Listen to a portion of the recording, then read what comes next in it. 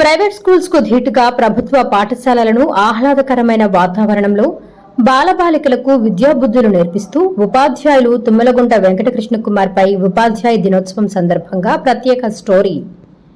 నెల్లూరు జిల్లా ముత్తుకూరు మండలం ముత్తుకూరు గ్రామ పంచాయతీలోని బలజపాలెంలోని మండల ప్రజా పరిషత్ ప్రాథమిక ఉన్నత పాఠశాలలో ఉపాధ్యాయుడిగా పనిచేస్తున్న వెంకటకృష్ణ కుమార్ ని ఆదర్శంగా తీసుకుని పనిచేస్తే ప్రభుత్వ పాఠశాలల పనితీరులో మెరుగైన ఫలితాలొస్తాయని, భావితరాల భవిష్యత్తు కోసం పనిచేసే ఉపాధ్యాయుడు పనితీరుపై గ్రామస్తులు హర్షం వ్యక్తం చేశారు. ప్రభుత్వ ఉపాధ్యాయుడిగా వెంకటకృష్ణ కుమార్ బాధ్యతలు చేపట్టినప్పటి నుండి ఎక్కడ పనిచేసినా ఆ ప్రభుత్వ పాఠశాలకి మహర్దశ పడుతుందన్నారు. కార్పొరేట్ స్కూల్స్ కి ధీటుగా ఆ స్కూల్ వాతావరణం పూర్తిగా మారిపోయి విద్యార్థులకు అన్ని వసతులతో విద్యాబోధన అందించడం జరుగుతుందన్నారు. ఈ సందర్భంగా వెంకటకృష్ణ కుమార్ మాట్లాడుతూ తెలుగు భాష పట్ల పిల్లలకి ఆసక్తి పెంచుతూ వారికి అర్థమయ్యేలా పాఠాలు నేర్పిస్తూ సమాజంలో మనం ఎలా జీవించాలో మనం నేర్చుకున్న విద్యకి మనకి ఎంతగానో దోహదపడుతుందన్నారు.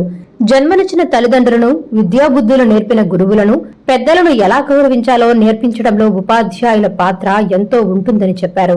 పెద్దలు డాక్టర్ సర్వేపల్లి రాధాకృష్ణన్ జయంతి రోజునే ఉపాధ్యాయ దినోత్సవం జరుపుకోవడం సంతోషంగా ఉందని ఉపాధ్యాయులందరికీ ఉపాధ్యాయ దినోత్సవ శుభాకాంక్షలు తెలియజేశారు.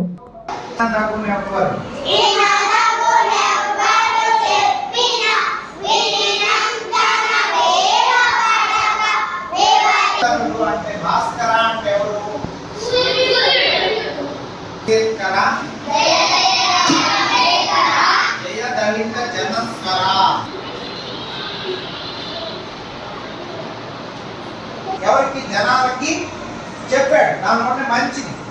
ఆ మనిషి మనిషిగా బతకాలి, మనిషి గౌరవించుకోవడం అట్లకూడదు. ఎట్లా ఉండాలి చూడండి, చాలా పాపం ఏమి లేని పేదవాళ్ళు కూడా వాడు గొప్ప గొప్ప స్థితిలోకి వెళ్ళిపోయారు. పెద్ద పెద్ద మనమందరం భారతీయులు, మనమందరం కూడా మనమందరం ఎలా ఉండాలి సమైక్యంగా. అంటే ఈ స్కూలు నెల్లూరు జిల్లా ముత్తుకూరు మండలం బలిజపాలెం గ్రామంలో ఉంది. ఈ స్కూల్లో నేను హెడ్ మాస్టర్గా పనిచేస్తున్నాను. అందరి ఉపాధ్యాయులందరికీ ఈరోజు ఉపాధ్యాయ దినోత్సవ శుభాకాంక్షలు. ఈరోజు ఉపాధ్యాయ దినోత్సవ శుభాకాంక్షలు అందరికీ.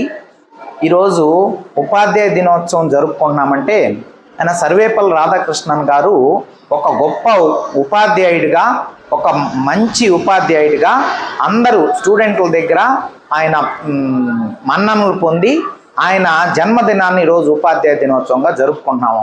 కాబట్టి అలాగే ప్రతి ఉపాధ్యాయుడు కూడా మనము అందరు కూడా ఏం కోరుకుంటామంటే మన బిడ్డలు బాగా చదవాలని కోరుకుంటాం. కానీ మన దగ్గరకు వచ్చిన బిడ్డలు పాపం ఇక్కడికి గవర్నమెంట్ స్కూళ్ళల్లో వచ్చిన పిల్లలందరినీ కూడా మనము గొప్ప వ్యక్తులుగా తయారు చేయగలిగితే అంతకంటే ఉత్తమ ఉపాధ్యాయుడిగా మనకి ఏ అవార్డు అవసరం లేదు.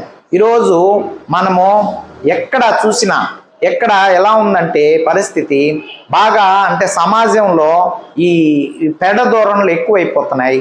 వాటన్నిటినీ ఎవరు సరిచేయాలంటే ఒకటి తల్లిదండ్రుల బాధ్యత, రెండోది ఉపాధ్యాయుల బాధ్యత. ఇక్కడ తల్లిదండ్రులు కొంత భాగం వాళ్ళు చెప్పగలిగితే మనము ఇక్కడ ఉపాధ్యాయులుగా వాళ్ళకి మంచి నీతి బోధిస్తూ వాళ్ళల్లో వాళ్ళ ప్రవర్తనలో మార్పు తీసుకురాగలిగితే మనము అంతకంటే సమాజానికి, దేశానికి ఉత్తమ పౌరులను ఇవ్వగలుగుతాము.